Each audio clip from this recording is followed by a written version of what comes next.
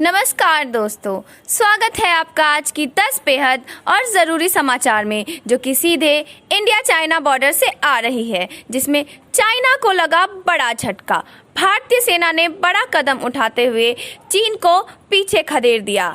जी हाँ दोस्तों, एक एक करके हर खबर के बारे में आपको बताएंगे, लेकिन उससे पहले अगर आप भी पीएम मोदी और देश के सेना के साथ खड़े हैं तो आप अभी इस वीडियो को लाइक कीजिए, फ्री में सब्सक्राइब करके घंटी बजाइए, कमेंट में लिखिए जय हिंद। करते हैं पहले खबर की तरफ। चीन को घेरने के लिए अमेरिका का नया प्लान, समुद्र में उतारे मानव रहित जंगी जहाज। जी हाँ दोस्तों, चीन इस समय अपने पड़ोसी देशों के खिलाफ विस्तारवादी नीति अपनाए हुए है। ऐसे में चीन के जंगी बेड़े को खत्म करने के लिए अमेरिका ने खतरनाक प्लान बनाया है।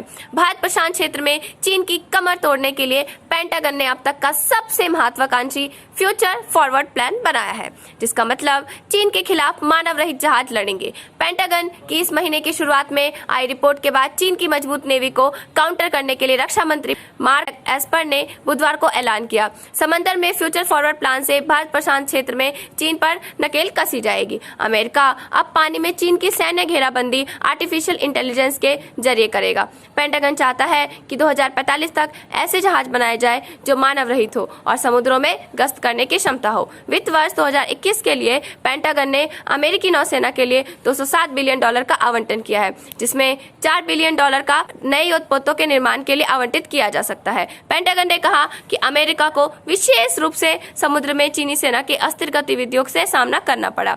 संयुक्त राज्य अमेरिका को किसी भी संघर्ष को रोकने के लिए तैयार होना चाहिए। संयुक्त राज्य अमेरिका ने वर्तमान 293 की तुलना में अगले 10 वर्षों में कुल 355 युद्धपोत प्राप्त करने का लक्ष्य निर्धारित किया है। यूएस नेवी फ्लीट को 239 जहाजों से बढ़ाकर 355 जहाजों का किया जाएगा। इसमें मानव रहित जहाज, सबमरीन और मानव रहित वाहक आधारित विमान होंगे। अमेरिका की योजना समंदर में ऐसा जंगी बेड़ा तैयार करने की है जो उच्च तीव्रता संघर्ष के साथ साथ लंबी दूरी तक अचूक निशाने लगा सके।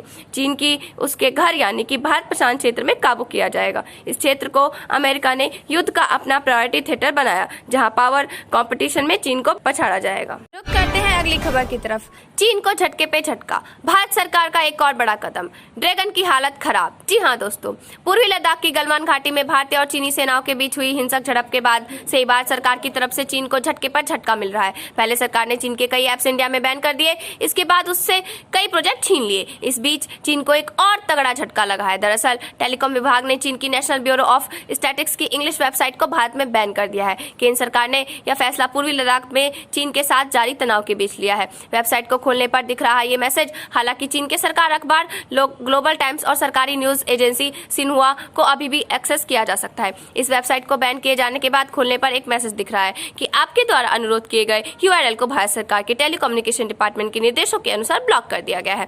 भारत सरकार ने चीन के खिलाफ ये फैसले गौरतलब है कि पूर्वी लद्दाख भारतीय चीन सेना के 20 जवानों की शहादत के बाद भारत सरकार ने चीन के खिलाफ कई कड़े एक्शन लिए हैं। भारत सरकार ने पहले टिकटॉक समेत 59 चाइनीज ऐप पर प्रतिबंध लगाया। सरकार ने जून के अंत में चीन को जोरदार झटका देते हुए टिकटॉक, हेलो समेत 59 चाइनीज ऐप बैन किए थे। इसके बाद जुलाई के आखिर में सरकार ने 47 और चीनी ऐप पर प्रतिबंध लगाया था। इसके बाद केंद्र सरकार ने इस महीने की शुरुआत में पबजी समेत 118 मोबाइल ऐप पर बैन लगा दिए। इलेक्ट्रॉनिक्स और सूचना प्रौद्योगिकी मंत्रालय ने धारा 69A के तहत इन ऐप्स को प्रतिबंधित किया था। लगातार मिल रही शिकायतों के बाद मंत्रालय ने यह फैसला लिया। जारी बयान में कहा गया है कि ये ऐप्स देश की राष्ट्र सुरक्षा के लिए खतरा थे। भारत सरकार की ओर से बनाया जारी किया गया था कि इन ऐप्स को बैन करने का फैसला इसलिए लिया गया है क्योंकि उपलब्ध जानकारी के मद्देनजर वे उन गतिविधियों में लगे हुए हैं जो भारत की संप्रभुता और अखंडता, भारत की रक्षा, राज्य की सुरक्षा और सार्वजनिक अव्यवस्था के लिए पूर्वाग्रह है।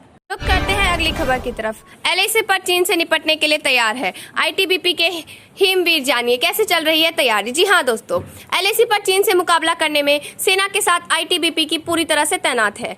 ऐसे में आईटीबीपी भी सर्दियों के लिए तैयारी कर रही है। पूर्वी लद्दाख से सटी एलएसी पर तैनात आईटीबीपी के जवानों के लिए स्पेशल क्लोथिंग से लेकर टेंट और रॉक क्लाइंबिंग इक्विपमेंट भेजे जा रहे हैं, जिससे एलएसी की ऊंची पहाड़ियों को डोमिनेट किया जा सके। क्या है आईटीबीपी की तैयारियां, ये जानने के लिए एबीपी न्यूज की टीम पहुंची लेह लद्दाख के एक कैंप में, जहां से हिमवीरों के लिए ये सारा सामान एलएसी की तरफ जा रहा था। एबीपी न्यूज की टीम जब आईटीबीपी यानी इंडो तिब्बत बॉर्डर पुलिस के कैंप में पहुंची तो देखा कि ट्रक के सामान लादे जा रहे हैं। इन कॉन्टेनर्स में ये ट्रक इस कैंप के एलएसी की तरफ जा रहा था, जहां आईटीबीपी के जवान हाई एल्टीट्यूड यानी 14,000 फीट से 18,000 फीट की ऊंचाई पर सीमा की निगहबानी कर रहे हैं। ये निगहबानी इसलिए बेहद जरूरी है क्योंकि पूर्वी लद्दाख से सटी एलएसी पर चीनी सेना गिद्ध की तरह आंखें कड़ाई बैठी है, जरा सी चूक होने पर घुसपैठ की फिराक में है। आपको यहाँ पर ये बता दें कि शांति के वक्त में आईटीबीपी ही चीन से सटी 3,488 किलोमीटर लंबी एलएसी पर सबसे आगे तैनात रहती है।